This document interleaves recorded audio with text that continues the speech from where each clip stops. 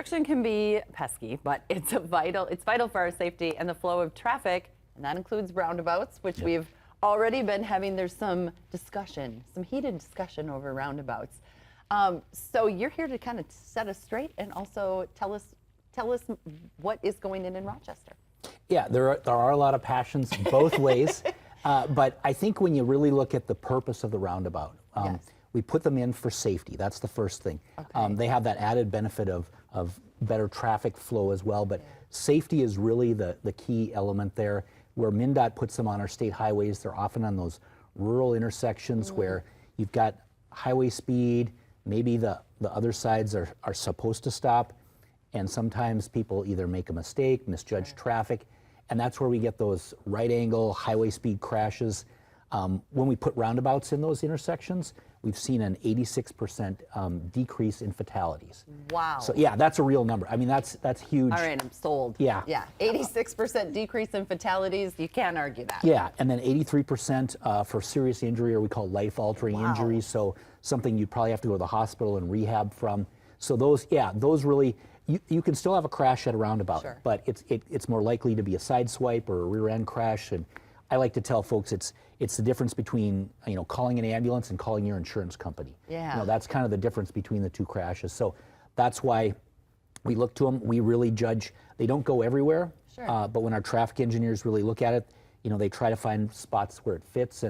And throughout our 11-county region now, we've got 20 roundabouts on our state highways, and we're building some more, including some coming up next week. Yeah, so tell us about those. June 2nd, some construction starts there. Yeah, just north of here.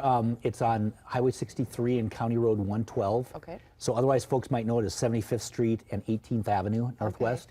So we're going to put a roundabout in there Monday morning. Traffic will be detoured, and that intersection will be closed through late August. So it is a bit of a spell, but there are good detours to get around if you need to get places.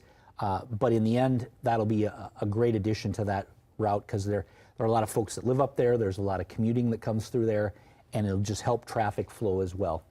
It is good, and I tease about roundabouts a little bit, but the safety factor can't, that's unbelievable. And then, as far as the flow of traffic too, do you have any hints for people out there? I feel like sometimes, maybe I'm wrong, the issue is maybe we didn't learn how to do roundabouts so much, when we were learning to drive or when we were younger. Do you have any tips for people on how to navigate those better? Yeah, and think about how it really breaks down your decision making. So as you're approaching, you start to scan, are there any pedestrians? Because the pedestrian crossing is back from that.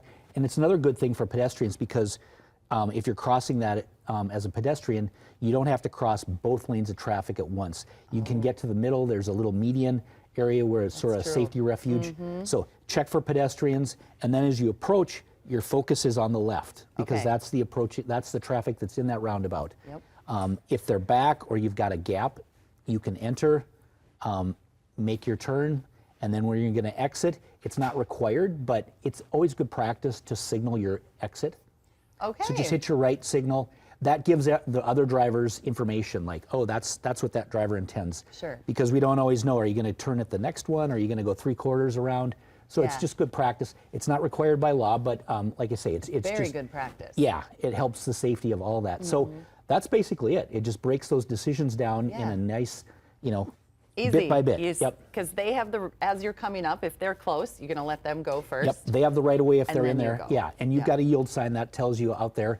You got the chevrons that point you that way. Lots of signs that tell you which way to go and how to get there. Yeah, and then I think that's a great tip to use your signal, because like you said, then it just gives other people information so they know, because that I think is the times that I get frustrated are just when I'm like, I don't know what everybody's doing. Yeah, you're watching and like, can I get in here? Or kinda, So that helps us a lot. All right, thank you so much, Mike. Yes, we appreciate you coming and informing us, and it just helps to reduce frustrations ahead when we know what's coming. We hope so. Yeah, thank you so much.